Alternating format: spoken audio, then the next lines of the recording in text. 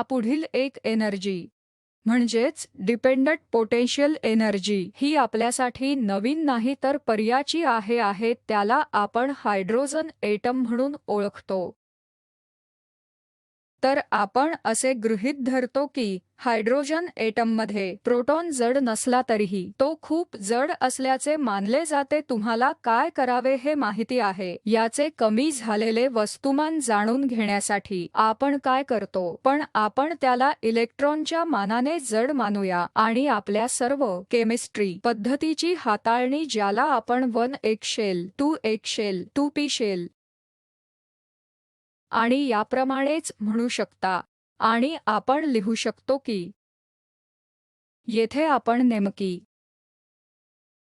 डिजेन्सी दाखवण्यासाठी लाईनचा वापर करू शकतो। 1 एक शेल हा principal quantum number n = 1 a = 0 आहे, पण आपण एक लाल लाईन रेखाटू शकतो आणि या एकामध्ये 2 स्पिन स्टेट शक्य आहे, म्हणूनच ही टूफोल्ड डिजनरेट आहे आणि याच प्रमाणे पुढे जाता येईल। 2 एक शेल हा पुन्हा दोन्ही पुन्हा n = 1 l = 0 होणार आहे, पण मी 4 लाईन्स का रेखाटल्या आहेत हे मान्य आहे का नाही, बरोबर होय की नाही, नाही, म्हणून हे योग्य नाही। सर्व काही 2s असे लिहिले आहे, माझी चूक झाली, ठीक आहे। तर तुम्हाला समजले असेलच की तुमच्या केमिस्ट्री कोर्समध्ये नेमके काय करतात। जर या टूफोल्ड डिजनरेट साठी टूफोल्ड डी असेल तर काय केले जाते, 2p हे 6 फोल्ड डिजनरेट इतके असेल, याप्रमाणे पुढे जाता येईल। आणि ही पोटेन्शियल एनर्जी ही एक सेंट्रल पोटेन्शियल आहे जी 1/r पोटेन्शियल आहे। एकदा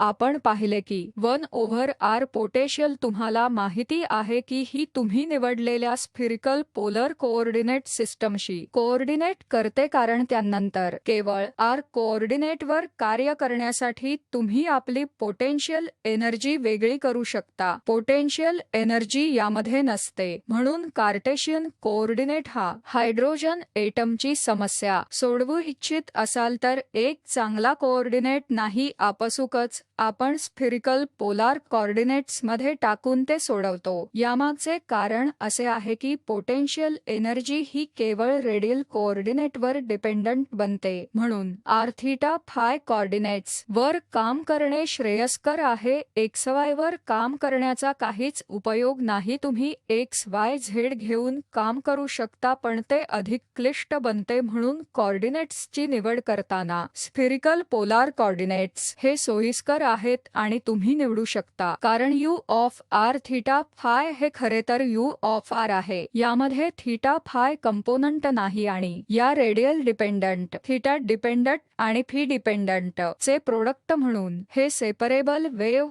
फंक्शन लिहू शकतो। म्हणून 3 डायमेन्शन मधील हायड्रोजन एटम साठी हॅमिल्टनियन साठी संक्षिप्तपणे तुम्ही डेल स्क्वेअर असे लिहू शकता। मी हे लॅप्लेसियन काय आहे हे स्पष्टपणे लिहित नाही, पण काय करायचे हे तुम्हाला माहिती आहे आणि यामध्ये 1/r आहे, म्हणून सबस्टिट्यूट r थीटा फाय आणि आपले लॅप्लेसियन स्फिरिकल कोऑर्डिनेट्स मध्ये पुन्हा लिहा आणि त्यानंतर तुम्ही काय करता, तुम्ही प्रयत्नपूर्वक 2 इक्वेशन्स वेगळी करता, बरोबर। पहिले चला हे संपूर्ण सोल्युशन लिहा आणि आपण इथून पाहू शकता यामध्ये r डिपेंडन्स आणि थीटा डिपेंडन्स फाय डिपेंडंट आहे, म्हणून आपण प्रयत्नपूर्वक हे वेगळे करतो। पारंपरिक पद्धतीने आपण पहिल्यांदा साय as r of r omega of theta five असे लिहिले आणि त्यानंतर फाय मध्ये थीटा डिपेंडंट असल्याने थीटा फायचा ओमेगा दिला। आपण या गोष्टी करण्यासाठी हे 2 टप्प्यांमध्ये करू। योगायोगाने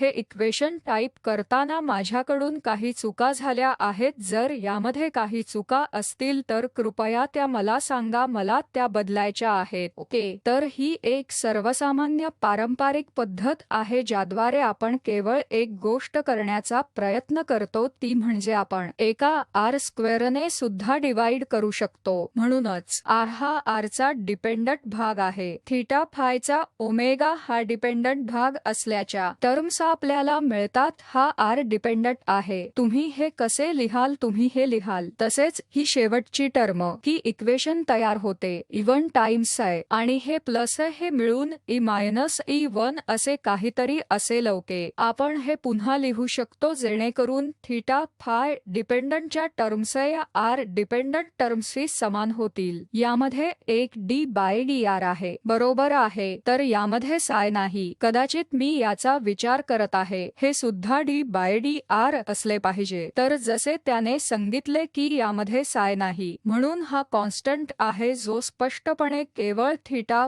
फायवर डिपेंडंट आहे. यात दुसरे इक्वेशन आहे ज्याचे तुम्ही 2 भागांमध्ये डिवाइड केले आहे. पहिले थीटा फायवर डिपेंडंट आणि दुसरे स्मॉल आर वर डिपेंडंट. तर पुढचा प्रश्न असा आहे की पुढे पहिले मुख्य इक्वेशन आपण पुन्हा लिहिण्याचा प्रयत्न करू. पुन्हा याचे विभाज केले आहे थीटा व फायच्या प्रोडक्ट मध्ये आणि त्याने डिवाइड केले. तर आपल्याकडे एक इक्वेशन आहे जे हे आपल्याला माहित आहे. तर याचे सोल्युशन काय आहे. तर हे सोल्युशन तुम्ही करत असलेल्या एक्सपोनेन्शियल सारखेच असते आणि हे एक नॉन ट्रिव्हियल असेल. जर ही इक्वेशन समजली असतील तर तुम्ही मागे जाऊन स्पेशल फंक्शन्स व सोल्युशन्स काय होती हे पाहू शकता. तर मॅग्नेटिक क्वांटम नंबर असलेल्या ऍक्च्युअल फिजिक्सचा परिचय होण्यासाठी आपण -m² होण्यासाठी अल्फाचा वापर करतो आणि त्यानंतर आपण हे सोडवू शकतो. सोल्युशन ई पार im फाय असेल. त्याच पद्धतीने तुमच्या हेही लक्षात येईल की हा फाय एक अँग्युलर कोऑर्डिनेट असून फाय 0 ते 2 पाय मधून जातो. समजा जर मी पाय हा 4 पाय असल्याचे मानले तर ते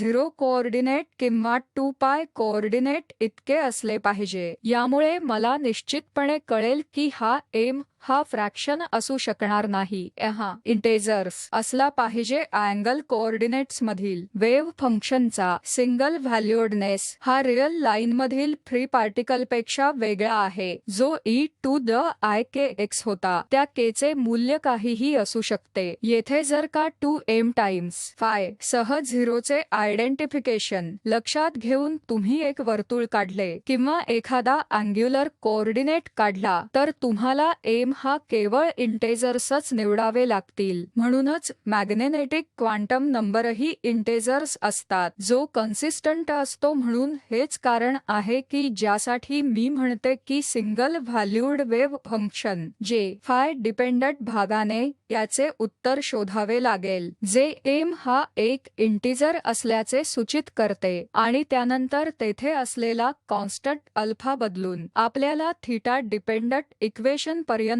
पोहोचता येईल आणि हे इक्वेशन आपल्याला सोडवायचे आहे. तर आपण हे पाहू शकता की हा थीटा हा कॅपिटल थीटा ते वेव्ह फंक्शन सुद्धा एमच्या व्हॅल्यूवर डिपेंडंट असेल. या इक्वेशन मध्ये हा एम आहे तर केवळ सुलभतेसाठी व्हेरिएबल बदला आहे आणि त्यानंतर हे इक्वेशन म्हणजे दुसरे तिसरे काहीच नसून आपले नेहमीचे लिजेंड्रे असोसिएटेड लिजेंड्रे राहते. हे असोसिएटेड लिजेंडर पॉलिनॉमियल साठी डिफरन्शियल इक्वेशन आहे. तर सोल्युशन्स काय आहेत. आपण संक्षिप्तपणे सोल्युशन लिहू शकता. हे हर्माइट पॉलिनॉमियल साठी कधी एखाद्या संक्षिप्त रॉड्रिक फॉर्म्युला साठी जसे आपण लिहिले त्याच प्रकारचे आहे. तुम्ही हे लिहिण्याचा प्रयत्न करू शकता. विशेष करून एल साठी एल हा अझिम्युथल क्वांटम नंबर आहे.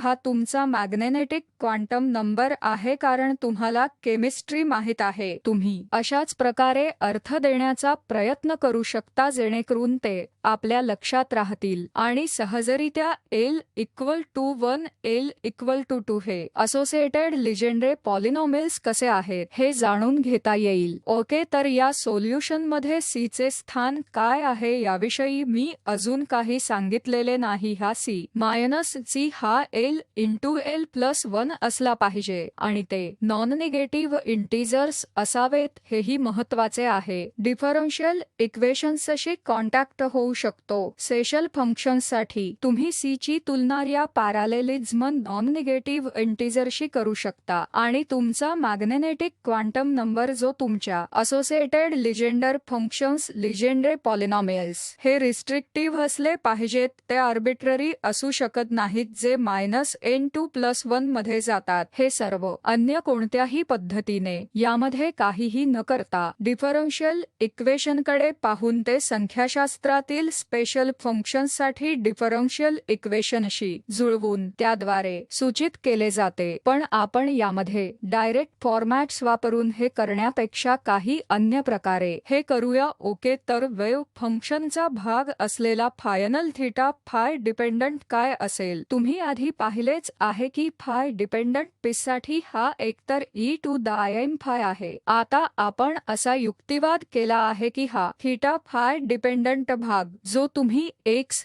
हा थीटा कॉस थीटा हा x म्हणून एक असोसिएटेड लिजेंडरे पॉलिनॉमियल्स म्हणून लिहू शकता. हे प्रोडक्ट हे PLM चे प्रोडक्ट असून e⁻⁴ याचा सांगितल्याप्रमाणे साहित्यात नेहमी स्फेरिकल हार्मोनिक्स असा उल्लेख होतो आणि हे capital Y LM theta five ने दर्शवले जाते. तर स्फेरिकल हार्मोनिक्सशी खेळण्याच्या या मुद्द्यांकडे येईल. पण हे कनेक्शन आहे associated Legendre polynomial multiplied by e⁻⁴ यांना एकत्रित मिळून स्फेरिकल हार्मोनिक्स नॉर्मलायझेशन असे म्हणतात. ही एक अशी गोष्ट आहे जी तुम्ही केली पाहिजे, किमान स्पेसिफिक L आणि स्पेसिफिक M साठी. पण हे जनरल L व M साठी निर्धारित करता येऊ शकते. तुम्ही येथील केवळ थीटाच्या इंटिग्रलचे नॉर्मलायझेशन कसे कराल, किंवा तुम्हाला कॉस थीटा वापरायचा असेल d कॉस थीटा आणि d फाय तुम्हाला कॉस थीटा इंटिग्रेट करायचा आहे. थीटा 0 पासून पाय पर्यंत जातो आणि फाय 0 पासून 2π पर्यंत, आणि त्यानंतर तुम्हाला नॉर्मलायझेशन करायचे आहे. काय शिल्लक राहिले? Radial part. अँग्युलर पार्ट झाल्यानंतर आपल्याला रेडियल पार्ट करावा लागतो.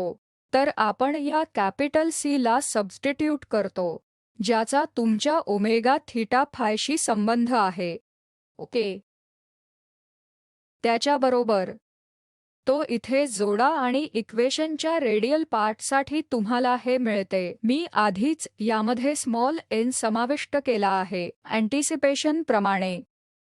अँटिसिपेशन म्हणजे काय? यामध्ये हा L डिपेंडंट आहे. हे डिफरन्शियल इक्वेशन हे तुमच्या स्पेशल फंक्शन्स शी असोसिएटेड लेगरशी तंतोतंत जुळणारे आहे. असोसिएटेड लेगर साठीचे स्पेशल फंक्शन पॉलिनॉमियल तुम्ही जाऊन पाहिलेत तर हे डिफरन्शियल इक्वेशन असोसिएटेड लेगर पॉलिनॉमियल्सने सोडवले आहे. आपण ते सोडवत नाही आहोत आता. आपण फक्त डिफरन्शियल इक्वेशनच्या संदर्भात यातील काय परिचयाचे आहे ते जुळवत आहोत. तर सोल्युशन काय आहे? साहित्यामध्ये सोल्युशन्स दिलेली आहेत. जर तुम्हाला आठवत असेल तर मी तुम्हाला फंक्शन स्पेससाठी हे ग्राहम स्मिथ ऑर्थोगोनलायझेशन शिकवण्याचा प्रयत्न करत होतो, आणि मी हे सांगण्याचा प्रयत्न करत होते की तुम्ही वेटेज फॅक्टर समाविष्ट केला पाहिजे. ते असे आहे, आणि हा हायड्रोजन एटम रेडियल कोऑर्डिनेट 0 पासून इन्फिनिटी पर्यंत जातो. स्क्वेअर इंटिग्रेबल फंक्शन्स तुमच्याकडे एक e⁻⁻r किंवा r चे एक फंक्शन आहे, याला OR असे म्हणतात, आणि असोसिएटेड लेगर पॉलिनॉमियल. आणि यामध्ये एक कंडिशन आहे, ती म्हणजे n व L हे ऑर्बिट्ररी नाही. तुमचा L हा नेहमी लेस दॅन किंवा equal to n less than अथवा इक्वल टू सुद्धा less than n greater than L असला पाहिजे. ओके, तर हा रो आर जो लिहिला आहे तो केवळ एक फंक्शन आहे, याच्या आरशी असलेल्या प्रमाणाचा मल्टिप्लाय आहे, पण यामध्ये बोर त्रिज्या ही नॉट समाविष्ट करण्यात आली आहे. ओके, यामध्ये असलेल्याशी जुळवलेल्यापैकी हे सर्व होते आणि आपल्याला परंपरेने काय माहिती आहे बोर त्रिज्या म्हणजे काय आपण लिहिण्याचा प्रयत्न करू शकतो. हे सोल्युशन एका अत्यंत संक्षिप्त प्रकारे या छोट्या गोष्टी होत्या, पण इथे काही डिफरन्शियल इक्वेशन सोडवण्यासाठी दिलेली आहेत. जर ते मॅथेमॅटिक्स साहित्याशी परिचित असल्यास आपल्याला केवळ सोल्युशन काढायचे आहे आणि ती सर्व व्हेरिएबल्स त्यानुसार पुन्हा लिहायची आहेत. यामध्ये ई म्हणजे एनर्जीच असेल असे नाही, काहीतरी कॉन्स्टंट असू शकेल, पण आता आपण हे लिहिण्याचा प्रयत्न करू शकतो की एनर्जी ही या टर्म्समध्ये एन ही प्रपोर्शनल टू 1 ओव्हर असेल. निगेटिव्ह साइन मधील एन स्क्वेअर असेल. निगेटिव्ह साइन का? Bound state.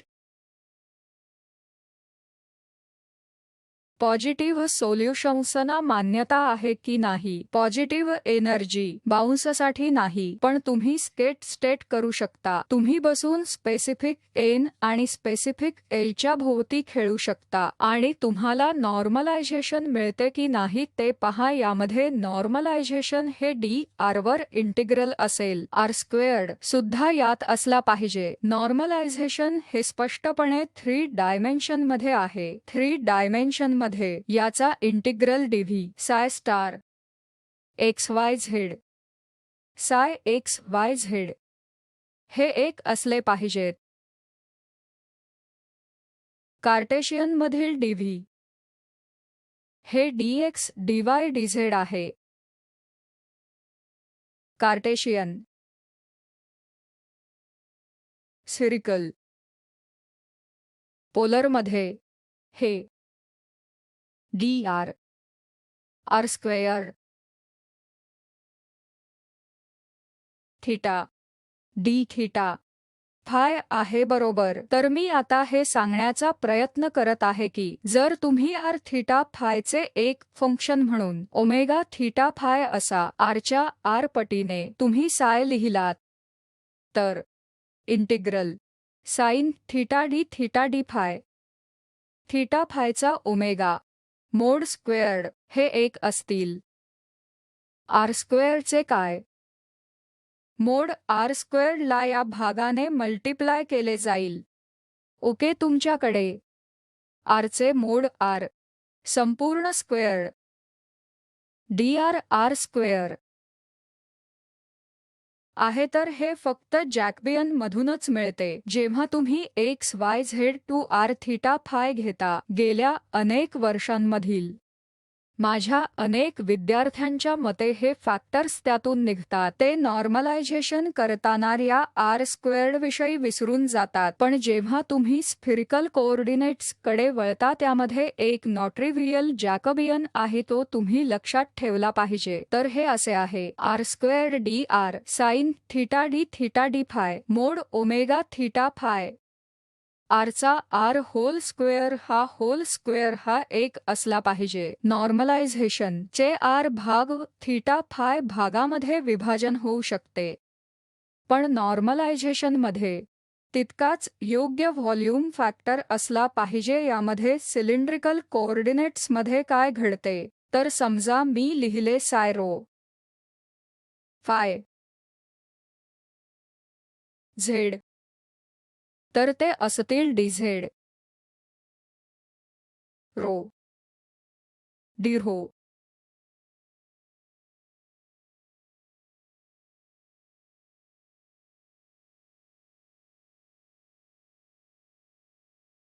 तुम्हाला समजले का? तुम्हाला हे लक्षात ठेवायचे आहे की त्यांच्यापैकी बरेच जण या गोष्टी विसरतात, त्यामुळे परिणामी तुमचे संपूर्ण फिजिक्स बिघडते. ओके, तर मी इथेच थांबवते. हे होते असोसिएटेड लिजेंड्रे फंक्शन आहे आणि मी हे तुमच्यासाठी ठेवत आहे आणि तुम्ही 1-2 गोष्टी पडताळून पाहू शकता. तर पुढील लेक्चरमध्ये मी स्टर्नगरलॅक प्रयोग याविषयी थोडीशी माहिती देण्यास सुरुवात करणार आहे आणि त्यानंतर आपण येत्या शुक्रवारी मला काय करायचे आहे हे जाणून घेऊ. ओके.